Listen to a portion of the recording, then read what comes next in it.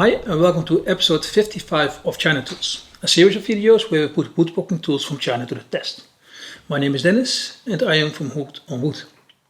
And in this episode I want to review this small router table.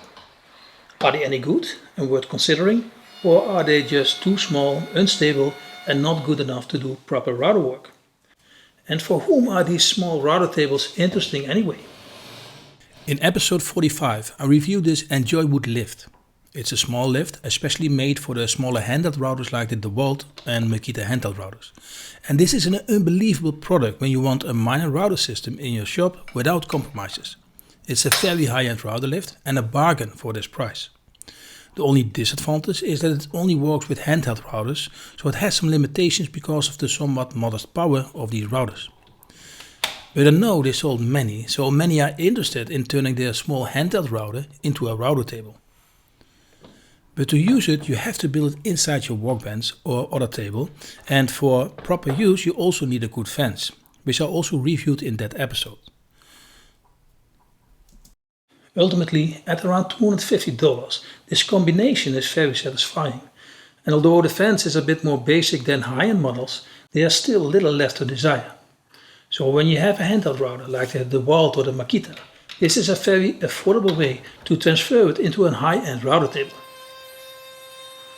And another way to expand the possibilities of your handheld router is to add your router to this small router table. And I never had one before, so I wondered how it would compare to a handheld router system I just showed you. But let's start with the beginning. This router table packaging is perfect, and all care has been taken to ensure it arrives undamaged in your workshop. And the base is made of aluminum and is bent to get some rigidity. And when you reach the bottom of this package, you will undoubtedly feel a wow moment when you see the tabletop for the first time. This is a very nice looking tabletop, and at around $270 this router table is not cheap, but you understand why when you see this tabletop. It's made from one solid piece of aluminum and simply looks stunning.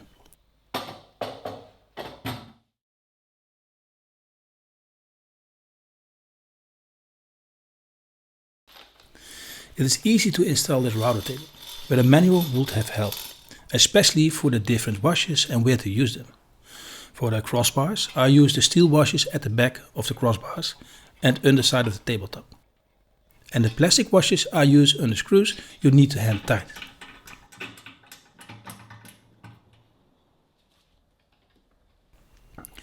This is a universal router table for small routers.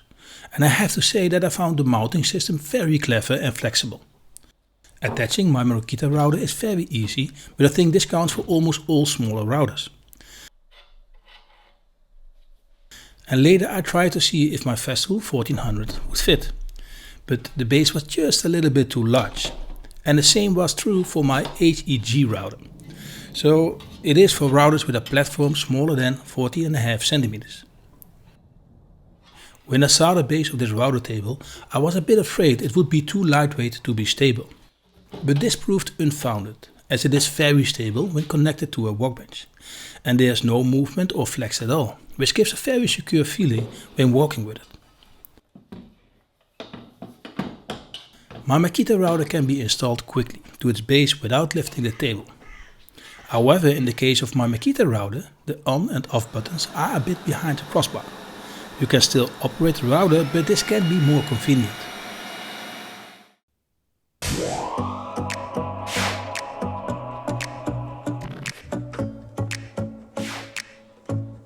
This is a short message that when you need some inspiration to make the best out of your workshop, visit my website www.hookedonwood.online. Here you will find all the ideas I came up with to improve my workshop. And now I offer detailed plans for most of these ideas. So visit www.hookedonwood.online.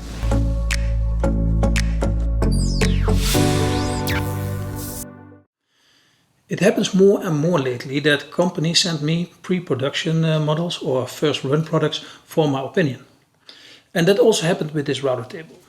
And because this is a universal router table, I suggested creating a bit more flexibility in where you place your front crossbar. And they changed this, and all router tables will come with 6 holes to add your crossbar. And I only got this new version this morning, so most of my shots are with the pre-production version. But by lowering the front crossbar, I can more easily install my router, and the crossbar is not in front of the buttons. Lowering the crossbar will not affect the stability of the router table itself. The fence has a basic design and is made from aluminum. The fit and finish are good and everything is easy to operate. 2 wooden inserts can slide to create a gap at the center, allowing more significant bits and improving dust extraction. The scale on the fence I got runs from left to right, but it makes more sense when it starts at the center of the router bit, which has also been changed in the final production version. However, you should be aware that you cannot count on this scale blindly because the center can change every time you move your fence. And this counts, by the way, for most router tables. Because the fence is the same size as a tabletop, there is some kind of reference. Still, it is best to set up your fence with a combination square in a system like this.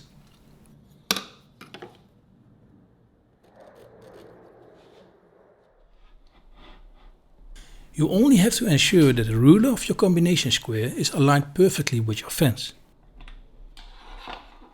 And after you set the fence, you can position the flipstop when necessary.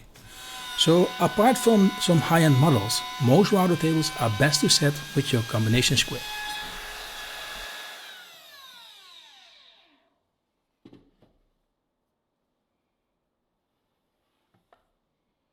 And because a router bit is round, unlike a table saw, the fence angle is irrelevant. So this should not be of concern. Just make sure your combination square is aligned with your fence. And here I deliberately misaligned the fence to the table. And you see it does not influence the cut. And I got this pre-production router table delivered with a very sophisticated flipstop with a micro adjuster. But I wondered how beneficial such a complex flipstop would be on a basic router table.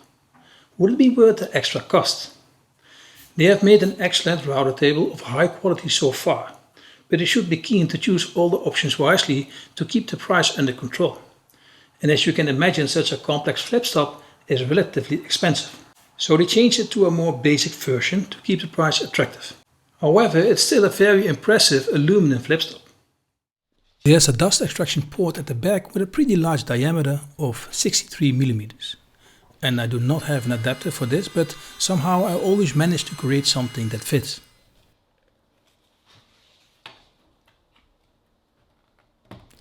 The advantage of this large diameter is that the dust extraction is perfect. Trimming edges with very little or no dust and chips is not a problem. And I like the idea of using this large outlet, but this is also a very mobile router table that can be used easily on a job site. So I suggested an adapter with a smaller size as well. So it comes delivered with an adapter that fits a Festool dust hose. You cannot use the fence dust extraction in all situations.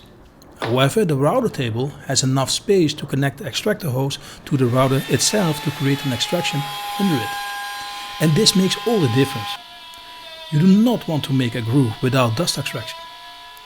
And also the differences when using a template are huge.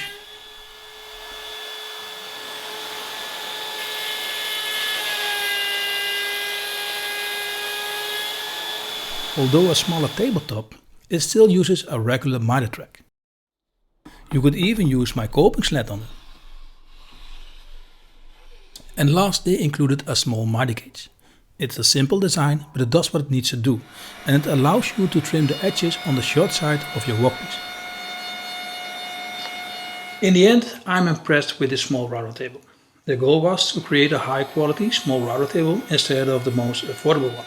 And I found during our conversation that they kept focusing on this quality aspect. The way they simplified the flipstop is one example of this. That is still a very impressive flipstop for such a product. And that also counts for the tabletop and the connecting system. I think it's one of the highest quality smaller router tables. So how does it compare to the smaller router lift I showed you in the beginning? Although they both use a smaller router to create a router table, the two systems are completely different, and depending on your situation, one will suit you better than the other. The small router table's advantages are that it is very lightweight and easy to carry on a job. It works perfectly for essential router work, and a big plus is that it is easy to store and install if needed. And because you attach the router base with this table, it is easier to place the router. With a smaller lift, this takes a bit more effort. And besides that, the fact that you can use your router dust extraction outlet is a big plus. It makes all the differences when you want to create a groove or work with templates. And the price is definitely not cheap. And I saw them as more affordable and more expensive. But I did not find one with a comparable quality level or material. And of course, it's still a product that must fit your personal situation. But when it does, I can highly recommend it. And this is my scoring card.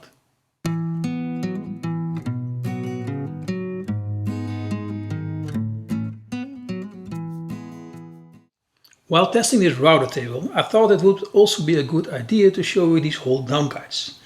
And I do have them from JessEm, and I think they are very nice to use and much more practical than the featherboards. And the smart thing is that these clean cut guides not only hold the workpiece to the table, but also pushes it against the fence because the wheels turn towards the fence. And from a quality perspective, the JessEm is better built, while the Enjoywood is more economically built. Still, I cannot say that setting up these guides are more inconvenient. And there's an arrow showing the direction of the workpiece, and this is because the wheels only run in one direction. But in practice, I cannot say that the JessEms are better. In fact, I have the feeling the Enjoywood version has a better grip on the workpiece, and therefore pushes the workpiece better towards the fence. And that is not a world of a difference, but it certainly does not underperform compared to the JessEm. So to be sure, that was a bit of a surprise to me. And when the price is the same, I would still go for the JessEm because of the higher quality. Although these are older models, the new models are built a bit more basic. For under $25, they're just 1/4 of the price of the JessEms. And for that price, I think you should consider it an essential tool for your router table, because they are much more convenient than featherboards. And because of that, you will actually use them, making working on your router table safer and with better results. And this is my scoring card.